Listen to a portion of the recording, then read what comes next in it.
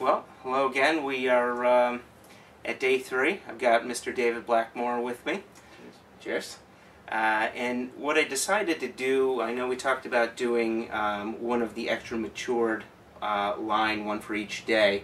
I'd like to move on a little bit beyond the extra mature. As much as I like it, I want to condense it a little bit so we can get to some of your other lines, other expressions I should say. So we'll be tasting both the Quinta Ruban and the Nectar d'Or. And we're going to start with the Quinta Ruban, which is port. It is the port wood extra matured Glenmorangie. So the idea here, again, is very similar to the old portwood finish, which was 10 years in American white oak, or a little bit longer than 10, and then about 6 months in the secondary cask. So it's like 11 and a half and 6 months. Now we're doing 10 plus 2 full years in these secondary casks. And again, the idea is to give a little bit more of the sense of the port cask here, the ruby port. And we're using ruby port because people might say, well, that's not the most expensive type of port. And you say you're always using the very best casks at Glenmorangie, so what's going on here? Right. Well, more aged, more expensive ports tend to be more dominated by the tannins and the oak casks themselves. Well, we get all the tannins we need from 10 years in American white oak. We don't need that. What we're looking for from the extra maturation time in our port casks is the fruit forward character, that red fruit character. And that's what we're looking to get with the Quinta Ruban. So first of all, you can see the colour. There is definitely a sort of reddish blush to the Quinta Ruban. And to explain the name again, going back to what I said with the La Santa, we want to use names that are Gaelic, the language spoken in the area around Glenmorangie and Tain.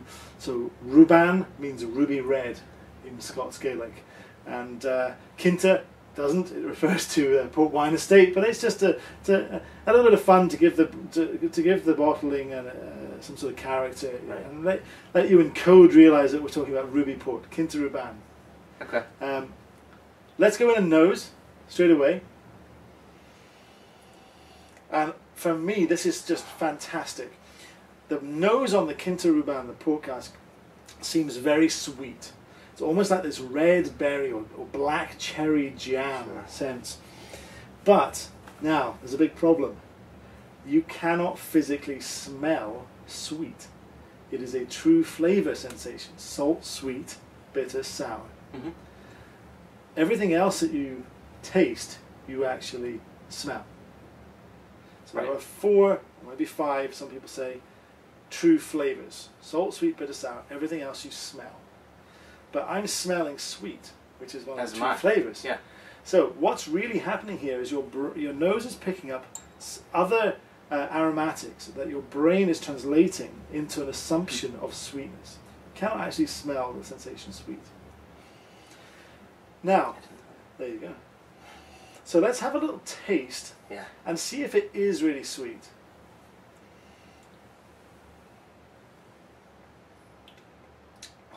Now, hopefully you've seen how completely wrong your brain got that. That sensation of sweet on the nose, which can't really be the sensation of sweet, it's something else that your brain's sort of processing into this sense of sweet, is very misleading. It's actually quite a dry whiskey. Yeah.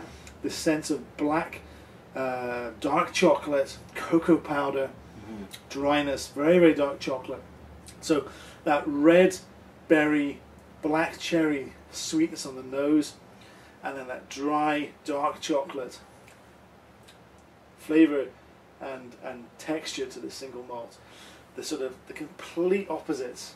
Right. But that's really what excites me about the single malt. You won't find that anywhere else. And right at the end, take a breath in, right once you've just swallowed the whiskey. Now, tell me if you get this sort of slightly cooling menthol, minty sensation. Mint, Now, so you're getting black cherry, red fruit sweetness on the nose, dark chocolate, cocoa powder, dryness when you taste it, and minty, mentholated finish. What a wonderful, exciting single malt. This is just, I know you say the Nectar d'Or, the Sauterne is your favourite. Can you tell? The Quinta Ruban is mine. This is just where it's at. And, just because it's all good fun. Go and get yourself a little block of some good quality dark chocolate and have a piece of chocolate first. Have a little bite of the chocolate. Yeah. Coat your palate with the fats from the chocolate, then take a sip of this whiskey. And the contrast and combination of all those things I've talked about just works so well with the single malt. I said it before. I'm getting hungry. There you go. Yeah. But it'll be great for the waistline. Yeah. I know I've definitely gained a few pounds since I started really. It's a peril of working in this industry in any way. But it's all worth it. Well, the jumping from the nose to the palate to the finish is not an evolution, but just to see the change that's very cool. Well, we haven't even talked about water yet, right. So let's add a little dash of water and just wait till you see what happens here. So, a dash of water, I'll let you do yours. I just realized you can use the glass to pivot it. Yeah. Look at that. God, it's not just a pretty face, this one. So, now, let's go in again and nose with a dash of water. And now again, there's almost like this effervescence. It's almost like rose water, like a sort of slightly sparkling rose water or something. Right. Which instantly makes me think of Turkish delights. Yes, absolutely. Yeah. And for those of you watching who are not familiar what Turkish delight is, and I only say that because traveling around the US, I often mention Turkish delight. At this point, I get a lot of blank looks. It's a candy that's popular in the Middle East. That is basically usually a block of jelly, a jello. It's like a rosewater caramel. Rosewater caramel kind of jello square, usually coated in confectioner's sugar. Often. Sometimes with pistachios in it or almonds. Definitely worth looking out for. It's good stuff. Again, bad for the waistline. Exactly.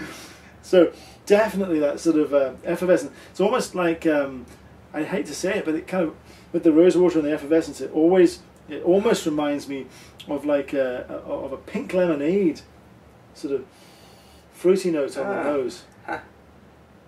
It's summertime, 4th of July, any day now. It's funny, and sometimes I think when you go to a tasting, when I do my reviews, it's all in a vacuum. I don't look at tasting notes. I don't. Well, that's great, and I even try not to when I'm presenting, Glenmorangie or Ardbeg. I do know the official tasting notes fairly well, but I actually make a point of not really presenting the official tasting notes too often because it keeps me on my toes. I need to keep my taste buds alive and awake and my brain functioning and processing what I'm tasting rather than just reading off a script. And I passionately believe that I should always be doing that. And if I differ at all from the official tasting notes, well, that's just because there are many thousand different aromas and flavours in any one single malt. And just because the official tasting notes say this, if you pick out something else, you're not wrong. Right. You've picked it out, you've perceived it, you're right. Nobody's wrong in this. Some people might be able to pick out more aromas than others.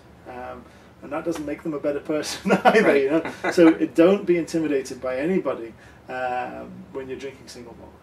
It's one of the things that I'm most passionate about is to tell people enjoy it.